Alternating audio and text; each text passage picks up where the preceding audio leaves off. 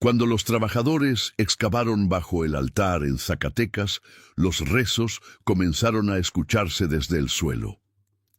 El sol de septiembre caía implacable sobre la plaza principal de Zacatecas cuando Rodrigo Sánchez, capataz de la cuadrilla de construcción, recibió la orden de comenzar las excavaciones bajo la catedral de Nuestra Señora de la Asunción. Las grietas en los muros habían alcanzado niveles peligrosos y el arquitecto municipal había determinado que era necesario reforzar los cimientos del altar mayor.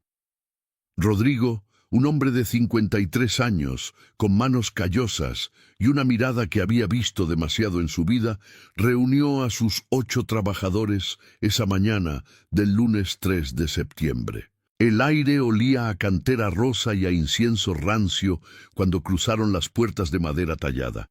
Arturo Mendoza, el más joven de la cuadrilla con apenas 23 años, observaba nervioso las bóvedas barrocas mientras descargaban las herramientas. Su madre le había advertido esa mañana que no fuera, que las iglesias viejas guardaban secretos que era mejor no despertar. Pero Arturo necesitaba el dinero. Su hermana Lucía había desaparecido hace 6 meses cuando salía de su turno en la maquiladora. Y la familia había gastado todos sus ahorros en volantes, en abogados que no hacían nada, en investigadores que solo robaban su esperanza. La policía había archivado el caso después de 3 semanas, clasificándolo como abandono voluntario del hogar, a pesar de que Lucía tenía 19 años y jamás se iría sin avisar. El padre Ernesto Villarreal observaba desde el presbiterio con los brazos cruzados sobre su sotana negra. Era un hombre delgado de 68 años, con el cabello completamente blanco y ojos azules que parecían guardar décadas de confesiones inconfesables.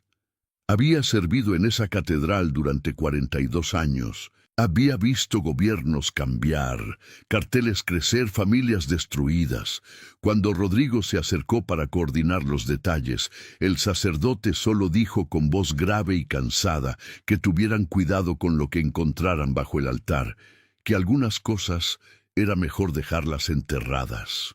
Rodrigo asintió sin comprender realmente, pensando que eran solo supersticiones de un viejo párroco. La primera pala golpeó el suelo de piedra a las 9:15 de la mañana.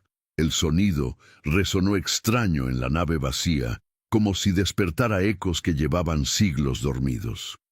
Miguel Ángel Rivas, un hombre fornido de 40 años, con tatuajes descoloridos en los brazos, que contaban historias de una juventud violenta que prefería olvidar, fue quien levantó las primeras losas del piso. Debajo había tierra compactada, tan dura que parecía concreto. El olor que emergió era extraño, una mezcla de humedad antigua y algo más, algo que ninguno de ellos podía identificar, pero que les hacía sentir un peso en el pecho. A las 11 de la mañana habían excavado casi 1 metro de profundidad. El calor dentro de la catedral era sofocante, a pesar de las paredes gruesas de cantera. Los hombres trabajaban en silencio, algo inusual para una cuadrilla acostumbrada a bromear y maldecir mientras laboran. Había algo en ese lugar, en ese hoyo que crecía bajo el altar mayor, que imponía un respeto involuntario. Arturo sudaba copiosamente mientras paleaba la tierra oscura, pensando en Lucía, en cómo su madre lloraba cada noche, en cómo su padre había envejecido 10 años en 6 meses.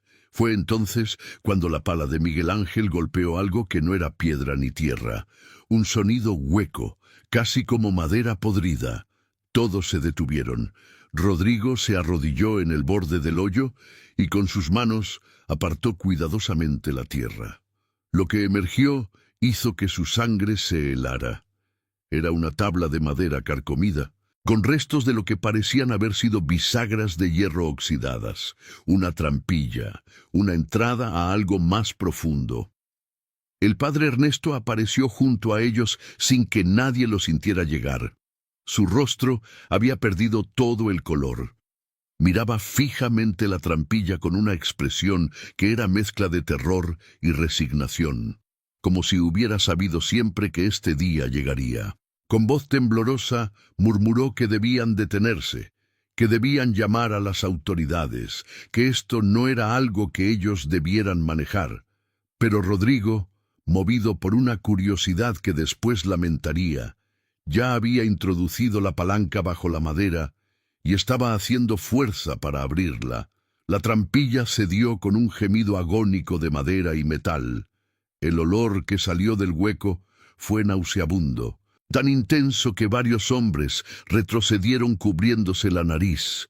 Era olor a descomposición, a humedad de siglos, a algo que no debería existir bajo un lugar sagrado. Rodrigo alumbró con su linterna hacia el interior.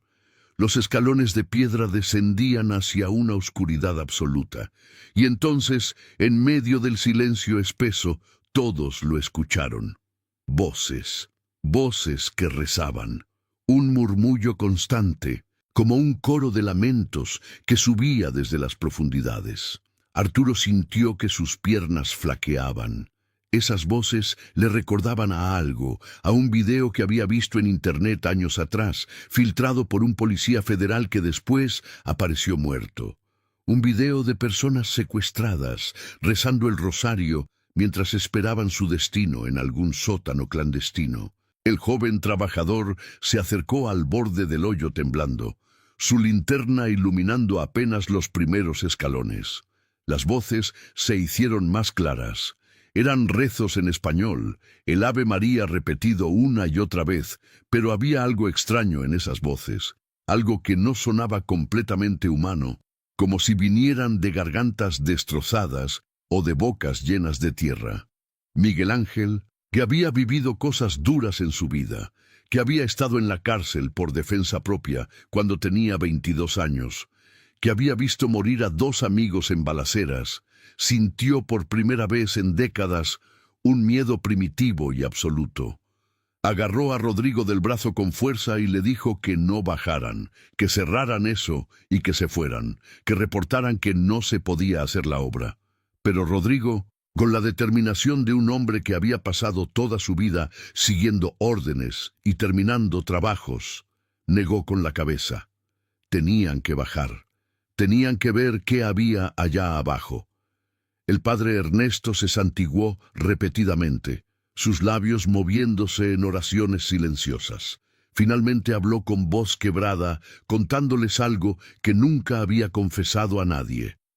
Hacía 30 años, cuando él era apenas un sacerdote joven recién llegado a la catedral, el párroco anterior, el padre Matías Contreras, le había mostrado documentos antiguos. Registros que databan de finales del siglo XIX y principios del XX. Hablaban de una red de túneles bajo la ciudad, construidos durante la Revolución Mexicana. Pero no eran solo túneles de escape o contrabando, eran celdas, prisiones secretas, donde desaparecían a enemigos políticos, a revolucionarios, a cualquiera que amenazara el poder establecido. Los trabajadores escuchaban en silencio, el terror creciendo en sus entrañas. El padre Ernesto continuó, su voz apenas un susurro tembloroso. Le habían dicho que esos túneles estaban sellados, que se habían llenado de tierra y concreto durante la década de los 30, cuando el gobierno había querido borrar esa parte oscura de la historia. Pero los rezos que ahora escuchaban desde el suelo sugerían que algo o alguien había seguido usando esos espacios mucho después de que supuestamente fueron clausurados. Rodrigo tomó la decisión, bajaría solo para ver. Le dijo a su cuadrilla que esperaran arriba, que si no regresaba en 15 minutos, llamaran a la policía. Arturo, contra todo instinto de supervivencia, dijo que lo acompañaría. No podía explicarlo, pero algo en esas voces lo llamaba, como si pudieran contarle algo sobre Lucía, sobre todos los desaparecidos de Zacatecas, sobre las 300,000 personas que se habían desvanecido en México en las últimas décadas sin dejar rastro. Los 2 hombres comenzaron a descender. Los escalones de piedra estaban resbaladizos por la humedad. Las paredes del túnel eran de roca irregular, tallada a mano, hacía más de un siglo. Las linternas apenas penetraban la oscuridad viscosa que parecía tener peso propio. Los rezos se hacían más fuertes con cada paso, pero también más discordantes, como si decenas de voces recitaran el mismo rezo, pero en diferentes tiempos, creando una cacofonía de súplicas desesperadas. Después de 32 escalones, llegaron al fondo. El túnel se abría en una cámara de aproximadamente 6 metros de largo por 4 de ancho. El techo bajo estaba reforzado con vigas de madera que milagrosamente aún se mantenían. Pero lo que vieron hizo que Rodrigo dejara escapar un gemido de horror y que Arturo cayera de rodillas, vomitando. Las paredes estaban cubiertas de nombres, miles de nombres tallados en la piedra, con lo que parecían haber sido uñas, cuchillos, piedras afiladas, nombres y fechas. María Guadalupe Ríos, 1918, José Antonio Méndez, 1925, Esperanza Salazar, 1934. Pero los nombres no terminaban en el pasado. Carolina Vázquez, 1987, Roberto Almanza, 1995, Diana Flores, 2003. Los nombres llegaban hasta años recientes. Javier Martínez, 2019, Sandra Ruiz, 2022, Lucia Mendoza, 2024. Arturo leyó el último nombre y un aullido salió de su garganta. Era su hermana, Lucía Mendoza, desaparecida el 3 de marzo de 2024. Las letras estaban talladas con menos precisión que las más antiguas, como si hubieran sido hechas con prisa, con desesperación, con las últimas fuerzas de alguien que sabía que moriría pronto. El joven tocó las letras con dedos temblorosos, las lágrimas corriendo por su rostro sucio de tierra y polvo. Rodrigo iluminó el resto de la cámara. Había más túneles, al menos 4, que salían en diferentes direcciones, y en el suelo, parcialmente cubiertos por tierra y escombros, había objetos, zapatos, docenas de zapatos, ropa desintegrada, rosarios rotos y huesos, tantos huesos que era imposible contarlos, imposible saber cuántas personas habían terminado en ese lugar maldito. Los rezos continuaban, pero ahora Rodrigo comprendía que no venían de fantasmas ni de almas en pena, venían de más profundo en los túneles, voces reales, vivas, rezando con la desesperación de quien sabe que cada segundo podría ser el último. Rodrigo y Arturo se miraron, y sin necesidad de palabras supieron lo que tenían que hacer. Comenzaron a avanzar por el túnel principal, siguiendo el sonido de los rezos. El túnel descendía gradualmente, serpenteando bajo la ciudad. Las paredes mostraban señales de excavación reciente en algunas secciones, como si alguien hubiera estado manteniendo y expandiendo esta red de horror.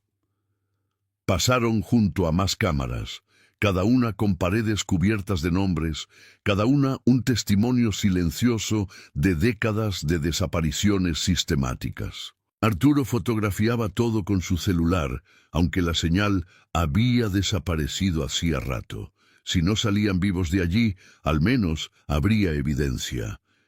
Después de caminar lo que parecieron horas, pero probablemente fueron solo 20 minutos, llegaron a una puerta de metal. Era nueva, instalada recientemente. Tenía un candado, pero estaba abierto, colgando de la argolla como si alguien hubiera huido con prisa. Los rezos venían del otro lado. Rodrigo empujó la puerta lentamente. Lo que vieron los marcó para siempre. Era una celda moderna, con paredes de concreto. Había 6 personas encadenadas a la pared.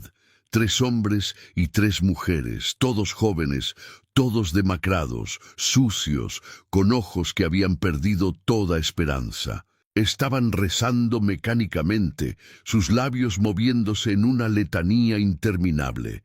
Cuando la luz de las linternas los iluminó, se encogieron asustados como animales acorralados que esperaban otro golpe, otra humillación, Otra tortura.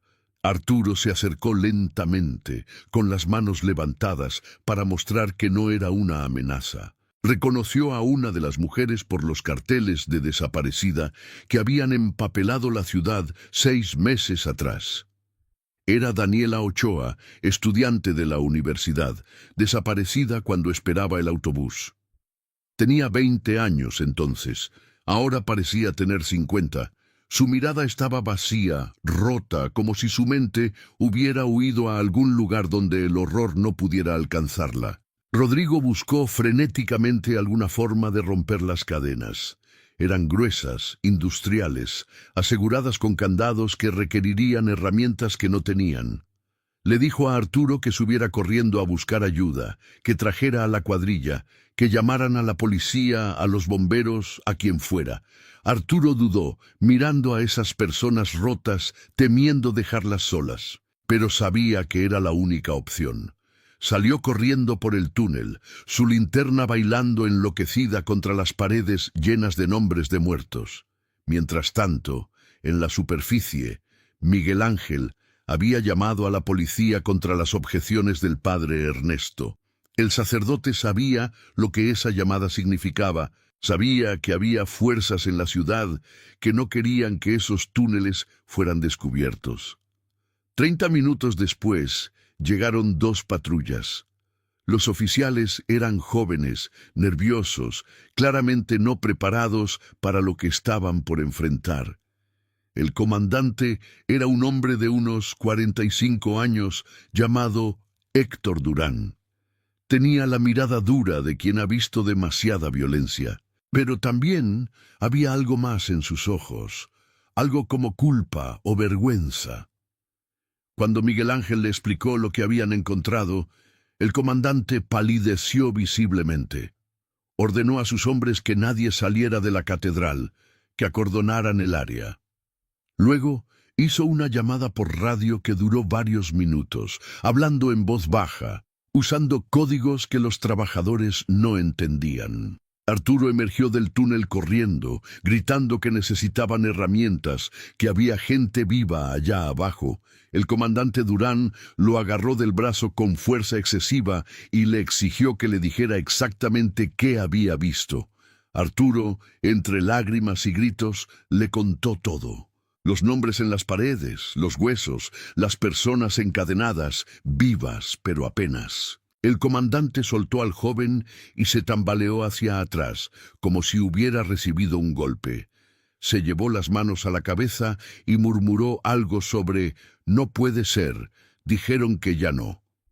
Miguel Ángel bajó con herramientas de corte, seguido por 3 trabajadores más y los 2 policías más jóvenes. El comandante Durán se quedó arriba, sentado en una banca de la iglesia, con la cabeza entre las manos. El padre Ernesto se acercó y se sentó junto a él. Los 2 hombres se miraron, y en ese momento de silencio cómplice quedó claro que ambos sabían más de lo que habían dicho. En el subterráneo, Rodrigo y los demás trabajaban frenéticamente para romper las cadenas. Tardaron 40 minutos en liberar a los 6 cautivos. Daniela Ochoa no podía caminar, sus piernas se habían atrofiado por meses de estar encadenada. Uno de los hombres, que se identificó como Marco Antonio Vega, desaparecido hacía 8 meses cuando manejaba un taxi, podía hablar aunque con dificultad. Contó que había más celdas, más profundo en los túneles, que había escuchado voces, gritos, durante semanas antes de que todo quedara en silencio hacía unos días. Dijo que sus captores usaban uniformes, no siempre los mismos, a veces parecían policías, a veces militares, a veces solo ropa civil, pero todos tenían la misma insignia, un escudo pequeño que llevaban en el cinturón. Marco Antonio lo había visto cuando lo alimentaban, cuando lo interrogaban sobre cosas que él no sabía, cuando lo golpeaban por responder incorrectamente a preguntas que no tenían respuesta correcta. Los trabajadores y los 2 policías jóvenes comenzaron a sacar a los cautivos. Era un proceso lento y doloroso. La gente llevaba tanto tiempo en la oscuridad que la luz de las linternas les lastimaba los ojos. Algunos lloraban, otros estaban en shock completo, sus mentes incapaces de procesar que finalmente estaban siendo liberados. Subir los 32 escalones fue una odisea de media hora. Cuando finalmente emergieron a la nave principal de la catedral, la escena que los esperaba era aterradora. El comandante Durán estaba de pie junto al altar, pero ya no estaba solo. Había llegado refuerzos, pero no los refuerzos que deberían haber llegado. En lugar de ambulancias y más policías municipales, había 3 camionetas negras sin placas. Hombres con chalecos tácticos pero sin insignias visibles rodeaban la catedral. Eran 8, todos armados con rifles de asalto. El líder de este nuevo grupo era un hombre alto, de aproximadamente 50 años, con cabello canoso cortado al ras y ojos grises fríos como el acero. Se presentó simplemente como el Mayor. Miró a los cautivos liberados con una expresión que mezclaba molestia e incredulidad, como si fueran un problema administrativo que se suponía había sido resuelto. Le dijo al comandante Durán que había cometido un error al no contener la situación antes de que escalara.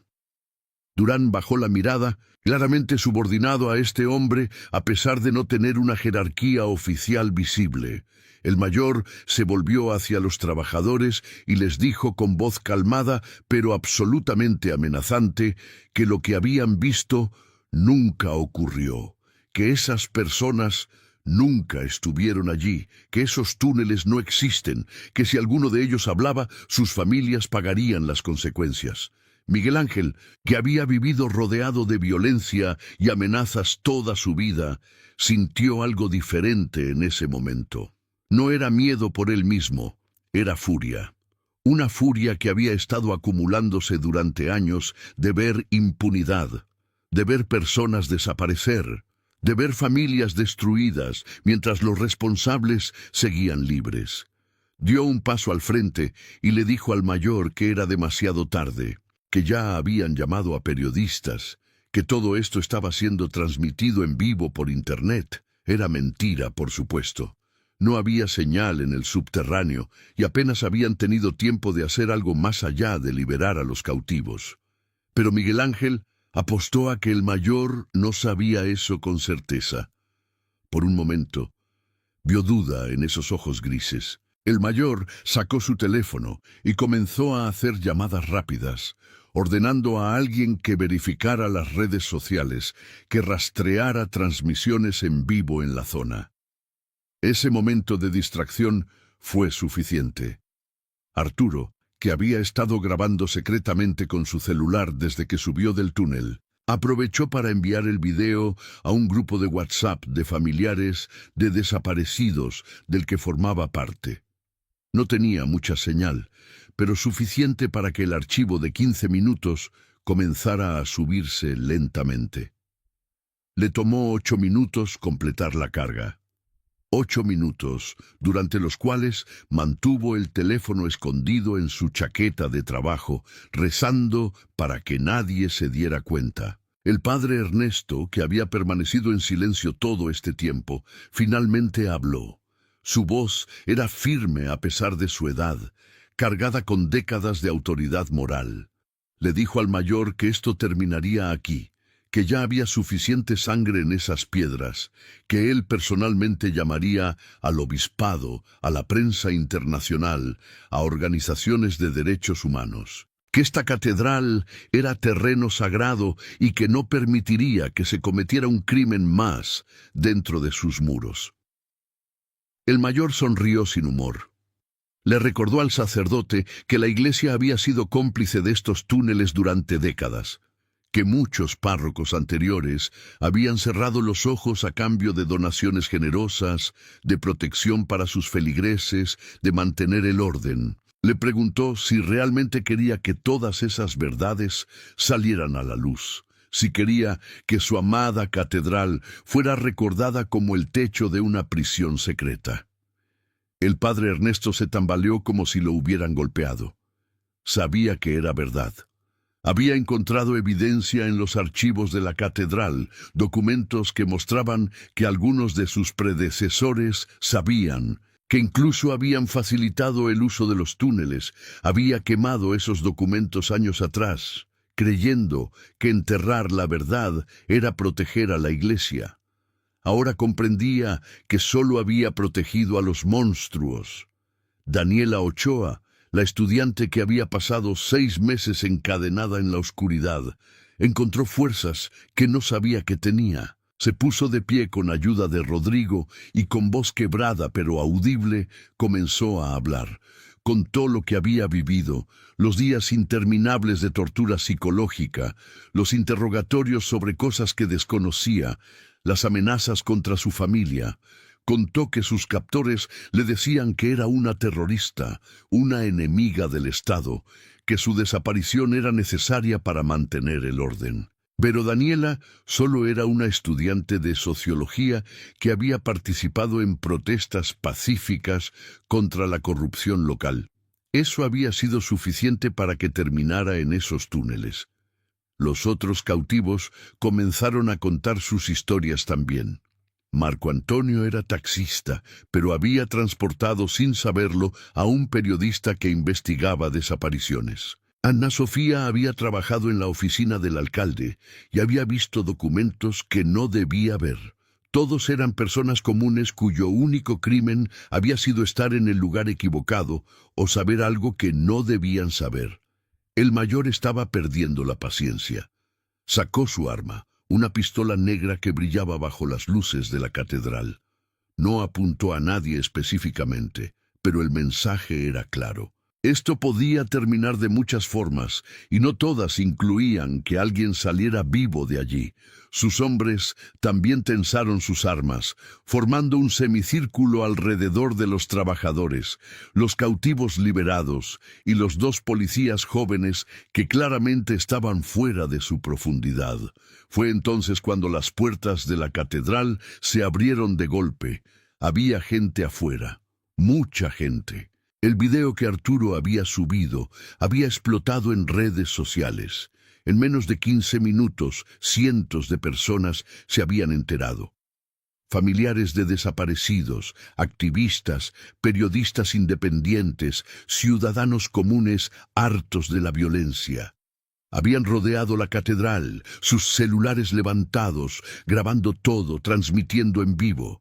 El mayor comprendió que la situación se había salido de control.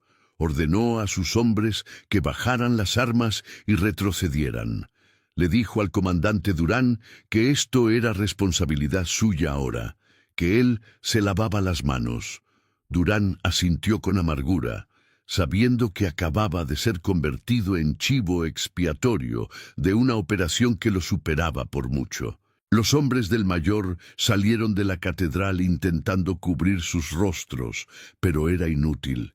Había demasiadas cámaras, demasiados testigos. Sus camionetas se alejaron rápidamente, pero sus placas, sus caras, sus armas, todo había quedado registrado en docenas de videos que ya estaban siendo compartidos miles de veces por minuto. Rodrigo se sentó en el suelo, temblando de la adrenalina y el shock. Miguel Ángel se abrazó con Arturo, ambos llorando de alivio y terror. Los cautivos liberados eran atendidos por algunos feligreses que habían entrado corriendo con agua y mantas. El padre Ernesto estaba de rodillas frente al altar, rezando con lágrimas corriendo por su rostro arrugado, pidiendo perdón por décadas de silencio cómplice. Las ambulancias finalmente llegaron, seguidas de más policías. Algunos honestos, otros claramente nerviosos por lo que esto significaba para su propia complicidad. Los paramédicos se llevaron a los 6 cautivos al hospital. Daniela Ochoa, antes de ser subida a la camilla, le dio las gracias a Arturo.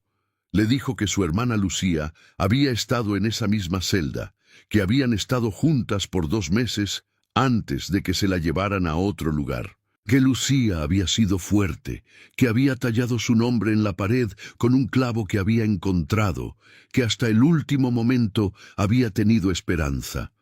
Arturo sintió que su mundo se derrumbaba y se reconstruía al mismo tiempo. Lucía había estado viva, había resistido, había dejado evidencia de su existencia. Ahora tenía un punto de partida, un rastro que seguir. Le preguntó a Daniela si sabía a dónde se la habían llevado. Daniela negó con la cabeza, pero dijo que había escuchado a los guardias hablar de el norte, de túneles que conectaban con edificios gubernamentales, con haciendas en las afueras, con una red que se extendía por todo el estado. En las horas siguientes, mientras la noticia se expandía por México y el mundo, equipos de rescate comenzaron a explorar el resto de los túneles. Encontraron 4 celdas más, todas vacías pero con evidencia clara de uso reciente. Encontraron salas de tortura con herramientas que hacían que hasta los investigadores más experimentados apartaran la mirada. Encontraron más nombres en las paredes, miles y miles de nombres que representaban décadas de desapariciones sistemáticas. Pero también encontraron documentos.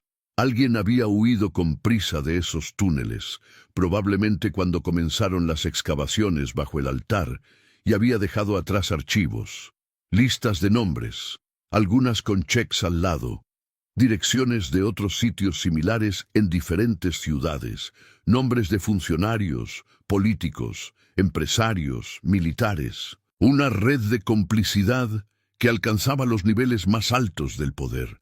El escándalo fue inmediato y devastador.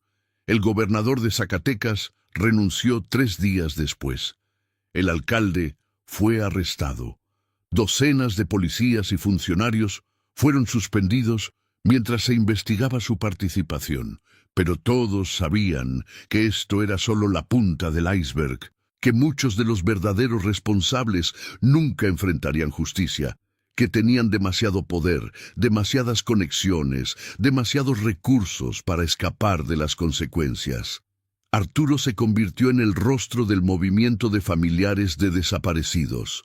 El joven que había bajado a esos túneles buscando a su hermana, ahora lideraba marchas, daba entrevistas, presionaba a las autoridades. Su celular no paraba de sonar con llamadas de otras familias que querían contarle sus historias, que le suplicaban que las ayudara a encontrar a sus seres queridos. Una semana después del descubrimiento, Arturo recibió una llamada anónima.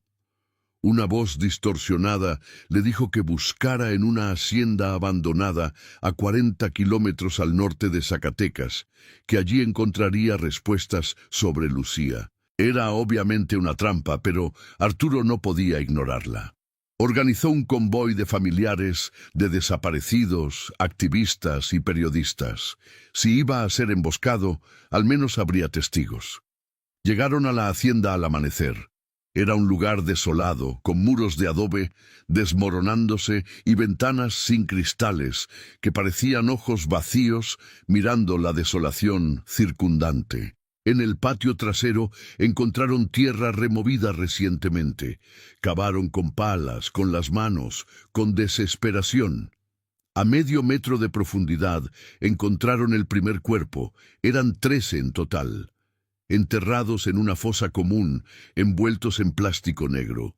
Los forenses tardarían semanas en identificarlos a todos, pero Arturo supo en su corazón que Lucía estaba allí. Lo supo por el collar que uno de los cuerpos llevaba, un collar que él le había regalado en su último cumpleaños, con una pequeña L de plata. Lo supo porque el mundo perdió todo color, todo sonido, todo significado. El padre Ernesto ofició el funeral de Lucía 2 meses después, cuando finalmente entregaron los restos identificados a la familia. La catedral estaba llena de gente, tantos desaparecidos cuyos nombres ahora tenían rostros, historias, familias que finalmente podían empezar el proceso de duelo. El sacerdote habló sobre la justicia, sobre la memoria, sobre la responsabilidad de los vivos de no olvidar nunca a los muertos. Pero también habló sobre la esperanza, sobre cómo en los lugares más oscuros la luz podía emerger. sobre cómo el coraje de unos pocos trabajadores había expuesto décadas de horror, sobre cómo la verdad, por dolorosa que sea, era el único camino hacia la sanación y la justicia. Rodrigo dejó de trabajar en construcción después de eso. No podía volver a excavar sin recordar lo que había encontrado. Se dedicó a ayudar en la búsqueda de más fosas, utilizando su experiencia para identificar terrenos que mostraban señales de excavación. Encontró 18 fosas más en los siguientes meses, cada una con su carga de horror y tragedia. Miguel Ángel usó sus conexiones del pasado, la gente que conocía de sus años en la calle, para rastrear información sobre las redes de desaparición. Era peligroso, varios informantes terminaron muertos, pero cada pieza de información que conseguía ayudaba a armar el rompecabezas de quién, cómo y por qué. El comandante Durán, después de ser despedido de la policía, comenzó a hablar. Reveló cómo funcionaba el sistema, cómo las órdenes venían de arriba, cómo los policías honestos que preguntaban demasiado terminaban transferidos o muertos, cómo el miedo mantenía a todos en línea. Su testimonio ayudó a abrir investigaciones federales e internacionales. Los túneles bajo la catedral fueron sellados definitivamente, pero antes se convirtieron en un memorial. Conservaron los nombres tallados en las paredes, instalaron luces para que cada nombre pudiera ser leído, fotografiado, recordado. Familias de todo México peregrinaban allí, buscando los nombres de sus seres queridos, confirmando que habían existido, que habían resistido, que habían dejado huella. El padre Ernesto, en sus últimos años, se dedicó a documentar toda la verdad sobre el papel de la Iglesia en estos crímenes. Publicó un libro devastador que mostraba décadas de complicidad silenciosa, de párrocos que miraban hacia otro lado, de una institución que había priorizado su supervivencia sobre la justicia. La Iglesia lo repudió, pero los sobrevivientes y las familias lo veneraron como un ejemplo tardío pero real de integridad moral. Un año después del descubrimiento, Arturo estaba de pie frente al altar de la catedral. Era el aniversario de aquel día que había cambiado todo. Cientos de personas se habían reunido, familiares de desaparecidos, sobrevivientes, activistas, ciudadanos comunes que se negaban a olvidar.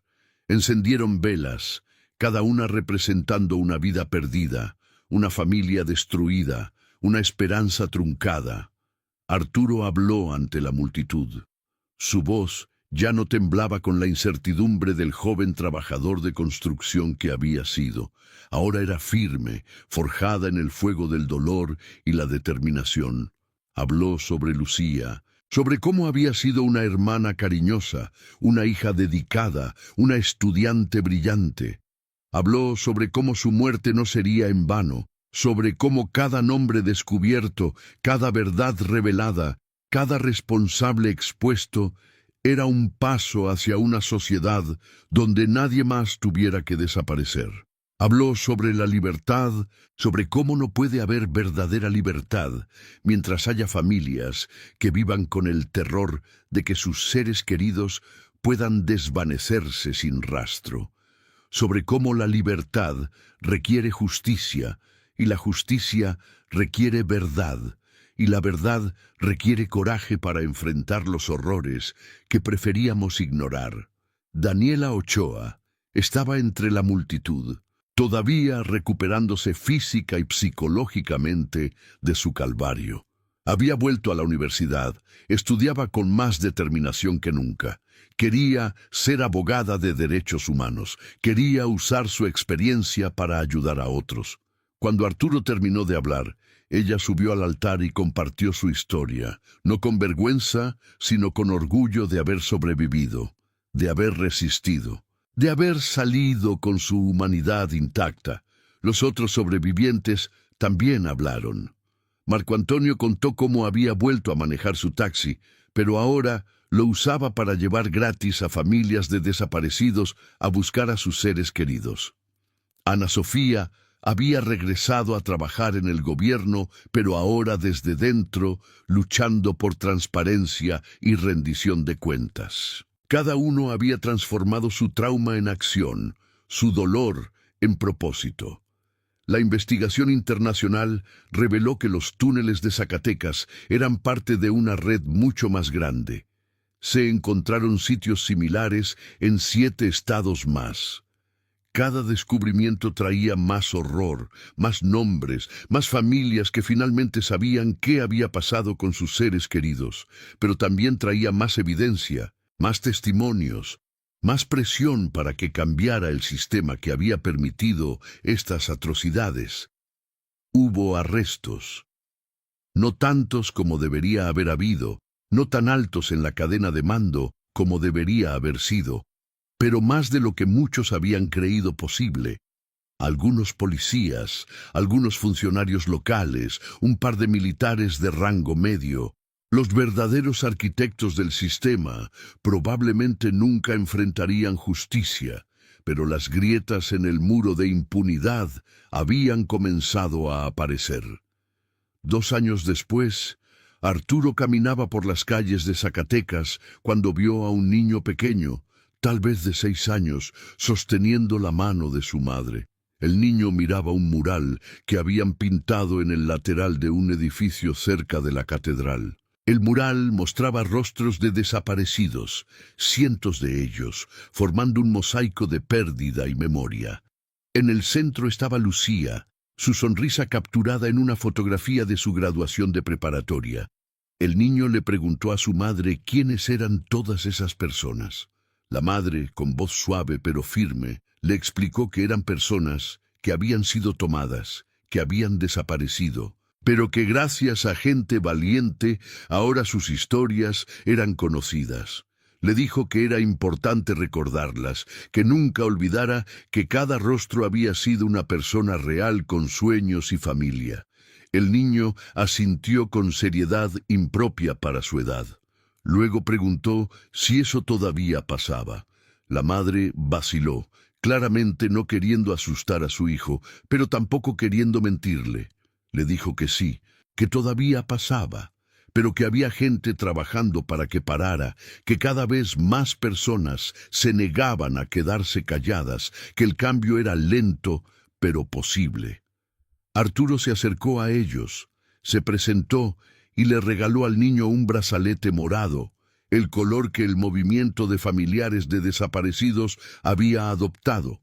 Le dijo que cuando fuera grande, esperaba que viviera en un México donde estos brazaletes ya no fueran necesarios, donde la justicia fuera la norma y no la excepción, donde nadie tuviera que vivir con el terror de desaparecer. Esa noche, Arturo visitó la tumba de Lucía. Le llevó flores frescas y se sentó en el pasto junto a la lápida. Le contó sobre su día, sobre el niño del mural, sobre cómo la fundación que habían creado en su nombre acababa de ayudar a encontrar a 3 personas vivas en un rancho clandestino. Le contó que el fiscal general finalmente había abierto una investigación sobre los niveles más altos de complicidad en las desapariciones. Le contó que su madre finalmente estaba durmiendo sin pesadillas, que su padre había vuelto a sonreír ocasionalmente, que la familia estaba sanando lentamente. Le contó que el mundo seguía siendo injusto y cruel, pero que también estaba lleno de gente buena que se negaba a rendirse, que luchaba cada día por un futuro mejor. Mientras el sol se ponía sobre las montañas que rodeaban Zacatecas, tiñendo el cielo de rojo y naranja, Arturo se quedó allí sentado, pensando en todo lo que había cambiado desde aquel día en que la pala de Miguel Ángel había golpeado la trampilla bajo el altar. Pensó en los rezos que habían escuchado desde el suelo, en las voces de personas desesperadas que habían guiado a sus rescatadores hacia ellas. Pensó en cómo el horror puede esconderse bajo nuestros pies, bajo estructuras que consideramos sagradas, mantenido en su lugar por el silencio y el miedo. Pero también pensó en cómo la verdad tiene una forma de salir a la luz, especialmente cuando hay gente dispuesta a arriesgarlo todo por descubrirla. El padre Ernesto murió 2 años y medio después del descubrimiento. En su funeral, Arturo dio el elogio. Habló sobre cómo el sacerdote había tenido el coraje de enfrentar la complicidad de su propia institución, de elegir la verdad sobre la comodidad en sus años finales.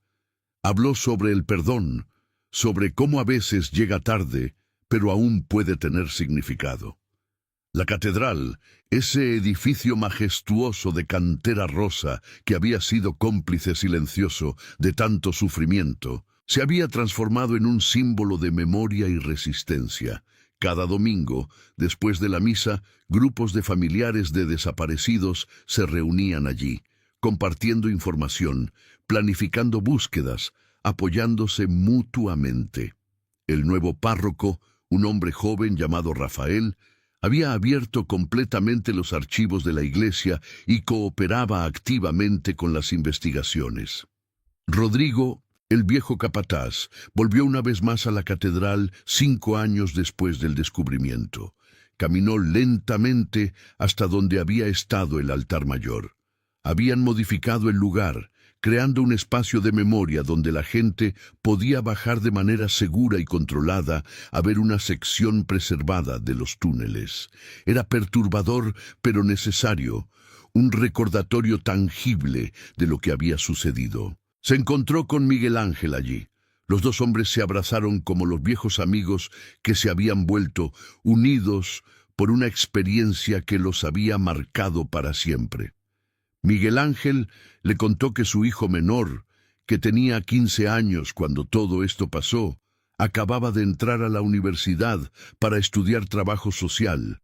Quería dedicar su vida a ayudar a familias afectadas por la violencia. Rodrigo sonrió con tristeza. Su propia hija, inspirada por los eventos, se había convertido en periodista de investigación.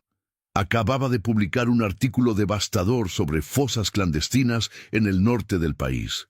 Vivía amenazada constantemente, pero se negaba a rendirse. Rodrigo vivía con miedo constante por ella, pero también con un orgullo inmenso.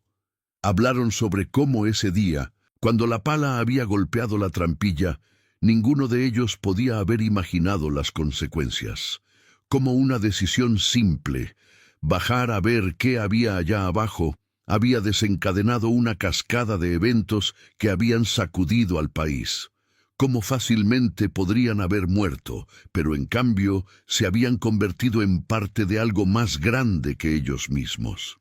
Miguel Ángel señaló las paredes del memorial, donde ahora había pantallas digitales que mostraban los nombres de todos los desaparecidos identificados en los túneles. Más de 1.300 nombres, cada uno con una fotografía si la familia la había proporcionado. Era abrumador, un testimonio visual de la magnitud de la tragedia, pero también había una sección para los sobrevivientes. Daniela, Marco Antonio, Ana Sofía y los otros 3 que habían sido rescatados ese día. Sus fotografías, tomadas el día de su liberación y luego actualizadas cada año, mostraban el proceso de sanación.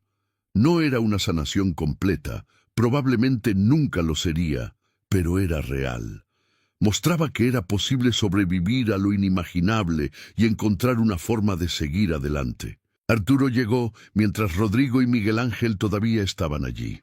Ya no era el joven delgado de 23 años que había bajado a esos túneles.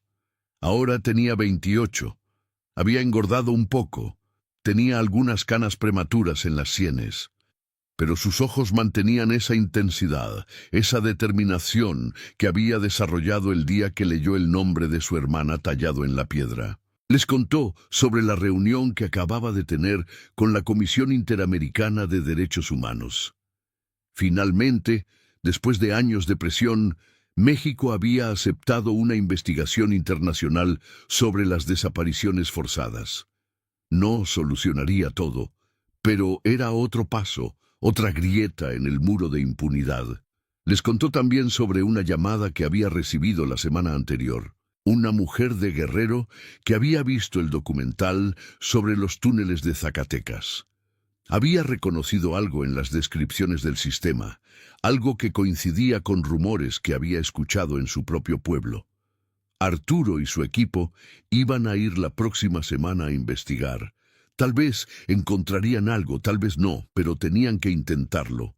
Los tres hombres se quedaron allí, en ese lugar que había sido el epicentro de su transformación. Afuera, la vida continuaba en Zacatecas.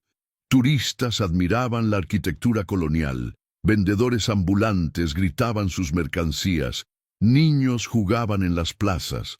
La ciudad seguía siendo bella, seguía siendo vibrante, pero ahora cargaba con el conocimiento de lo que había estado escondido bajo sus calles. En los años siguientes, hubo avances y retrocesos. Algunos funcionarios corruptos fueron a prisión, otros escaparon. Algunas familias encontraron respuestas, otras siguieron buscando. El movimiento de familiares de desaparecidos creció, se fortaleció, se volvió imposible de ignorar. Las cifras de desaparecidos seguían subiendo, pero ahora cada caso era documentado, cada nombre era gritado en las calles, cada familia tenía un ejército de apoyo detrás de ella. 10 años después del descubrimiento, México había cambiado. No lo suficiente, nunca lo suficiente mientras siguiera habiendo desaparecidos, pero había cambiado.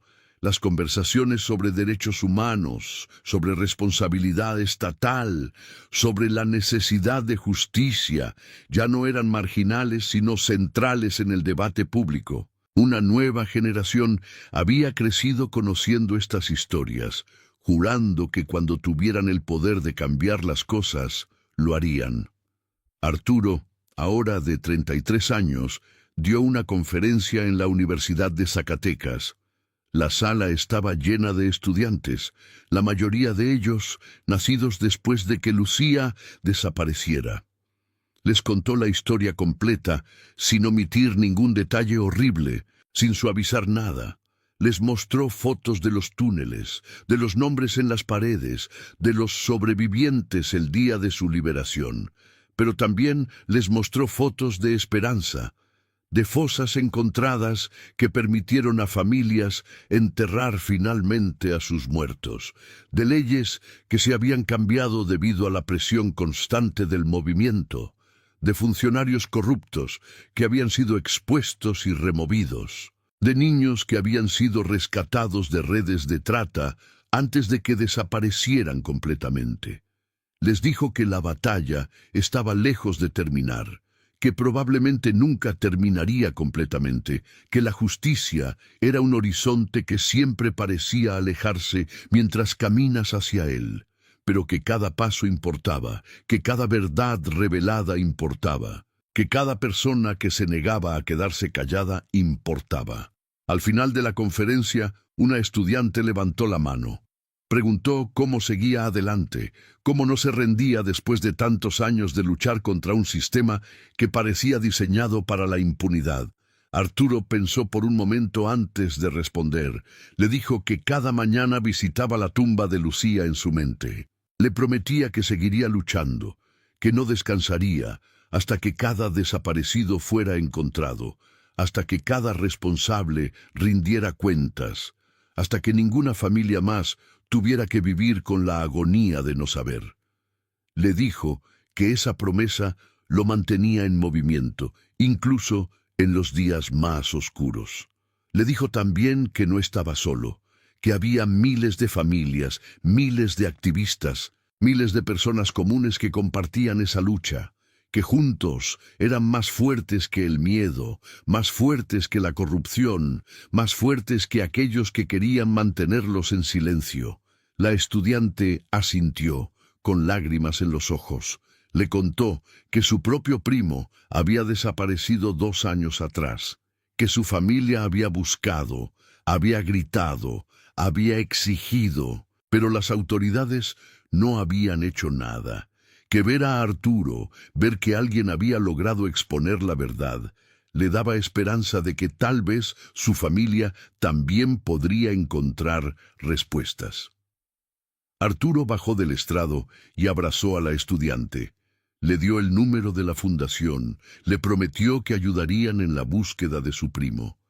Le dijo que no estaba sola, que nunca más estaría sola en esta lucha. Esa noche, de vuelta en su pequeño departamento, Arturo miró las paredes cubiertas de fotografías.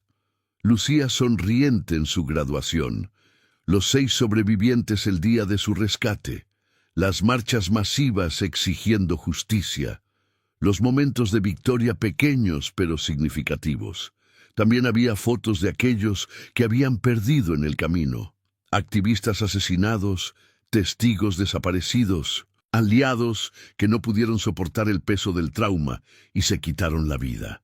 Se preguntó, no por primera vez, si valía la pena, si todo este dolor, toda esta lucha, todo este sacrificio, realmente estaba cambiando algo fundamental. Luego pensó en la estudiante de esa tarde, en cómo sus ojos habían pasado de la desesperación a la determinación en el transcurso de una conversación.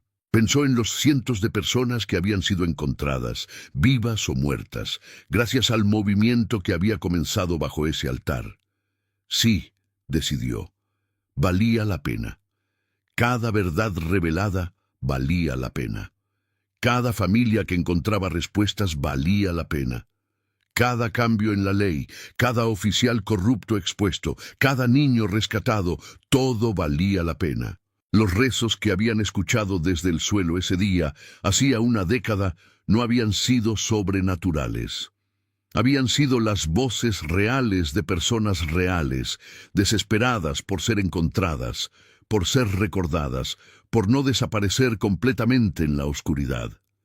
Esos rezos habían sido escuchados, no por un Dios que los rescataría mágicamente, sino por trabajadores comunes que tuvieron el coraje de bajar a la oscuridad y sacar la verdad a la luz. Y esa, pensó Arturo mientras apagaba las luces y se preparaba para dormir, era la lección más importante, que no hay salvadores sobrenaturales que vendrán a rescatarnos, que la justicia no cae del cielo, que la libertad debe ser conquistada, defendida, protegida por personas comunes que se niegan a aceptar la injusticia como inevitable, que a veces la diferencia entre la oscuridad eterna y la luz es simplemente alguien dispuesto a bajar 32 escalones hacia lo desconocido, armado solo con una linterna y la determinación de descubrir la verdad, sin importar cuán aterradora sea. Los túneles bajo la Catedral de Zacatecas permanecen ahora como memorial, como advertencia, como promesa. Miles de personas los visitan cada año, leen los nombres en las paredes, aprenden las historias de los que desaparecieron y de los que lucharon por encontrarlos. Es un lugar de dolor, pero también de educación, de inspiración, de compromiso renovado. Porque mientras haya túneles que esconden verdades, mientras haya nombres que necesitan ser dichos en voz alta, mientras haya familias que buscan a sus desaparecidos, habrá personas como Arturo, como Rodrigo, como Miguel Ángel, como Daniela, dispuestas a bajar a la oscuridad y traer la luz. Y esa luz, aunque a veces parezca débil contra la inmensidad de la oscuridad, es lo único que nos queda entre la desesperación y la esperanza, entre el olvido y la memoria, entre la impunidad y la justicia. Los rezos que comenzaron a escucharse desde el suelo cuando los trabajadores excavaron bajo el altar en Zacatecas fueron el comienzo de una conversación nacional que continúa hasta hoy. Una conversación sobre quiénes somos como sociedad, qué valores defendemos, qué futuro queremos construir. Una conversación dolorosa pero necesaria, porque solo enfrentando nuestros demonios podemos esperar superarlos. Y en algún lugar, en la memoria colectiva de una nación herida pero no rota, los nombres tallados en esas paredes de piedra siguen brillando. Cada uno un recordatorio de una vida vivida, de un futuro robado, de una familia destruida. pero también de una verdad que se negó a permanecer enterrada, de voces que se negaron a ser silenciadas, de una resistencia que transformó el horror en propósito.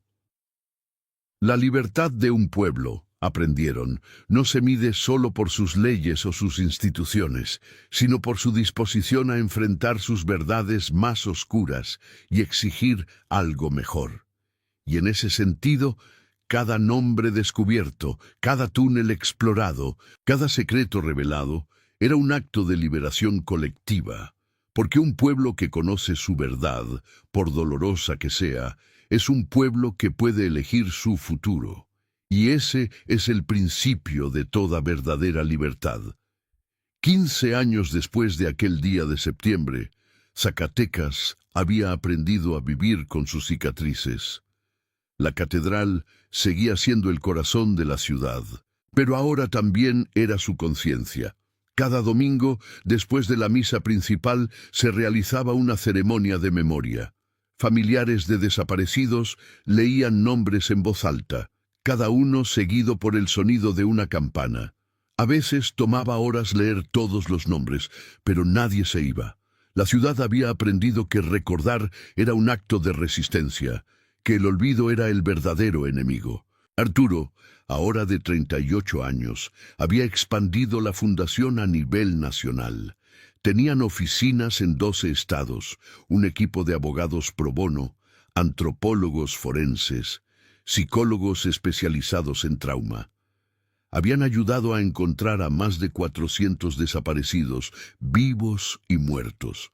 Cada caso era una batalla, cada victoria era amarga, porque venía con el conocimiento de que había miles más aún sin resolver.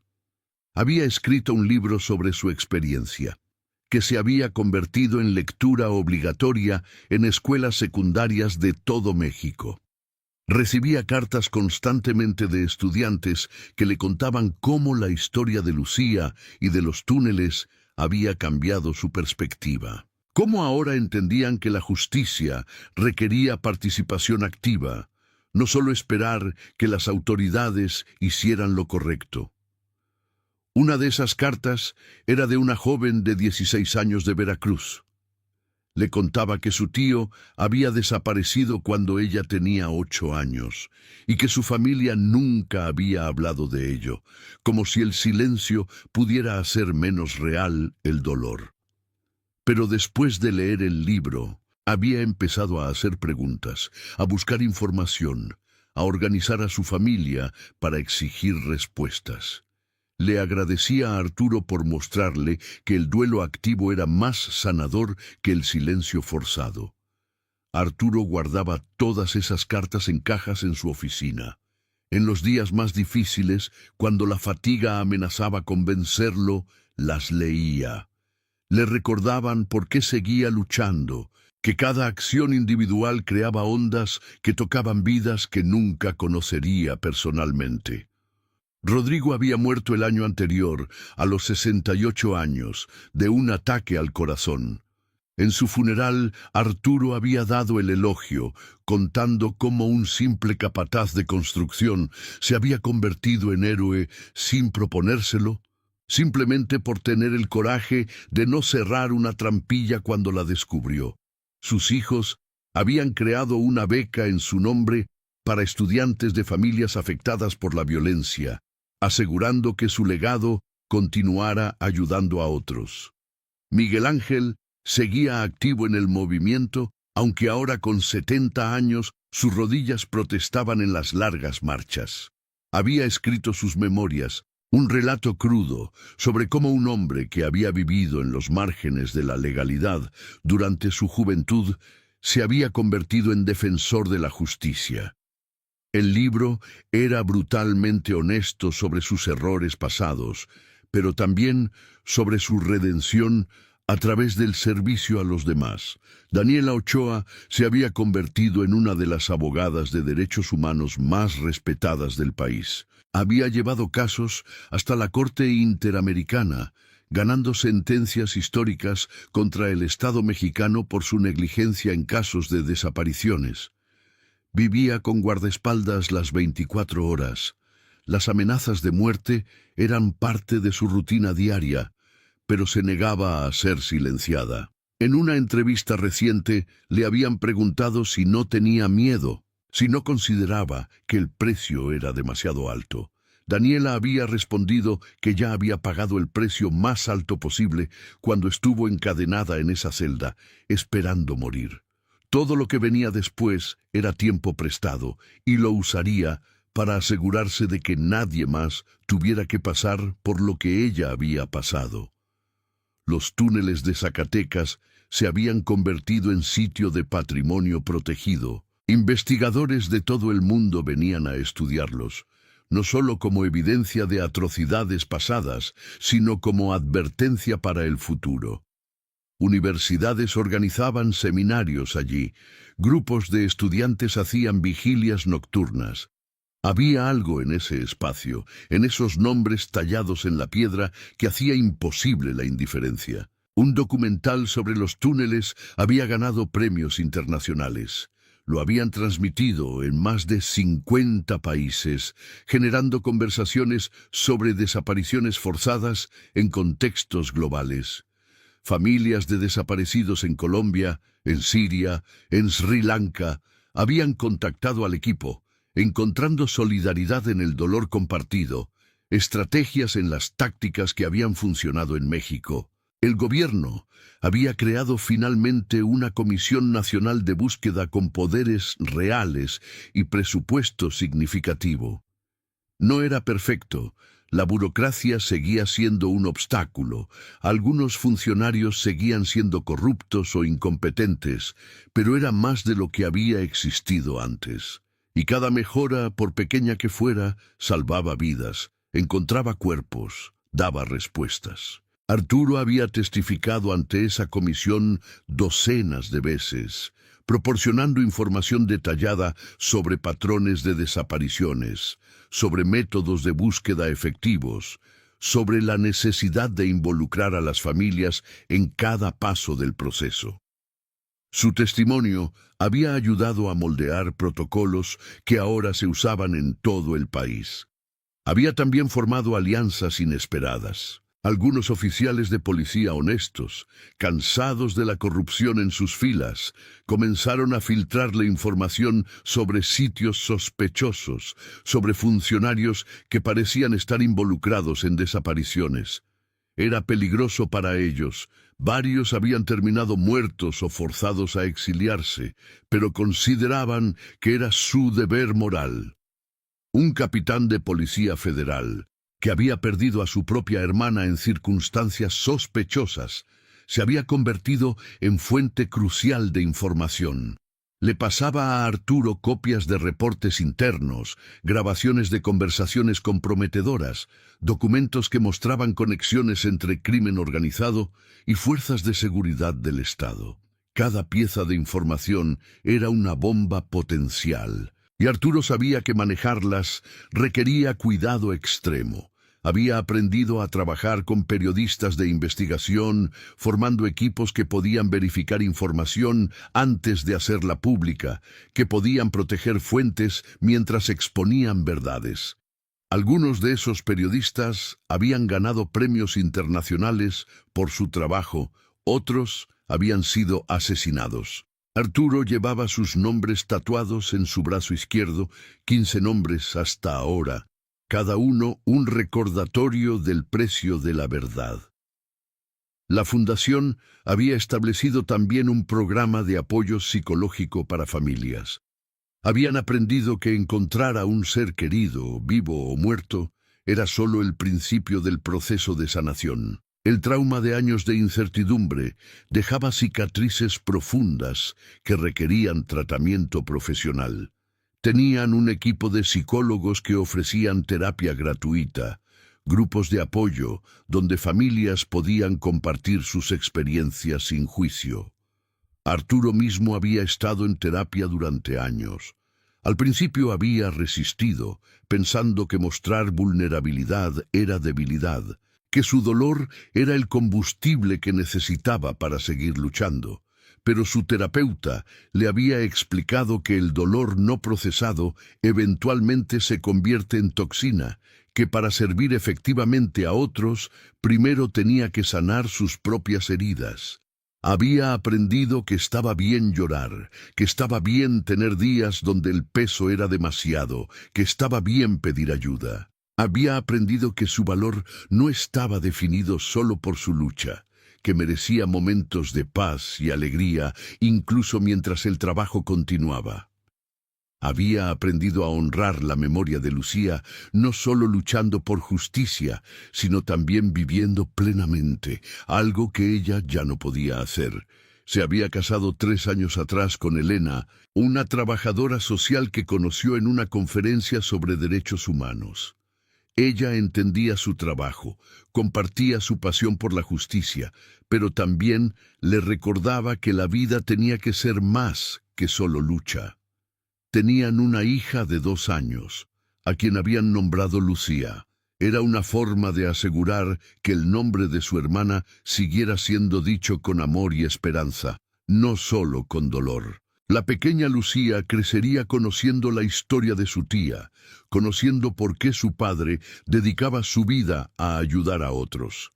Crecería entendiendo que la justicia no es algo que se da por sentado, sino algo que cada generación debe defender y proteger. Pero también crecería sabiendo que era amada, que su infancia podía ser diferente a la que su padre y su tía habían tenido, marcada por la alegría tanto como por la consciencia social. Los padres de Arturo, María y Roberto, ahora en sus 70, habían encontrado finalmente algo de paz. El conocimiento de qué le había pasado a Lucía, aunque devastador, era mejor que la incertidumbre. Habían podido enterrarla propiamente, visitar su tumba, hablarle. Roberto había vuelto a trabajar en su pequeño taller de carpintería. María había retomado su grupo de tejido con las vecinas. La vida no volvería a ser lo que era, pero podía tener momentos de normalidad. Habían establecido una tradición familiar. Cada año, en el cumpleaños de Lucía, se reunían en su tumba. No era un evento triste, sino una celebración de su vida. Contaban historias sobre ella, recordaban sus chistes, su risa, sus sueños. Arturo llevaba a su hija, explicándole quién había sido su tía, manteniéndola viva en la memoria familiar. En Zacatecas, la catedral continuaba siendo punto de encuentro para quienes buscaban a sus desaparecidos. Habían instalado un muro de fotografías afuera, donde familias podían poner imágenes de sus seres queridos con información de contacto. El muro cambiaba constantemente. Algunas fotos eran quitadas cuando la persona era encontrada. Nuevas fotos aparecían cada semana. Era un testimonio visual de una crisis que no terminaba, pero también de una comunidad que no se rendía. El padre Rafael, que ahora había servido en la catedral por 15 años, había convertido parte del edificio en centro de recursos para familias. Tenían computadoras donde la gente podía hacer reportes en línea, impresoras para volantes de desaparecidos, un espacio de reunión para grupos de apoyo. La iglesia finalmente estaba cumpliendo su llamado de servir a los más vulnerables, de ser refugio en tiempos de crisis.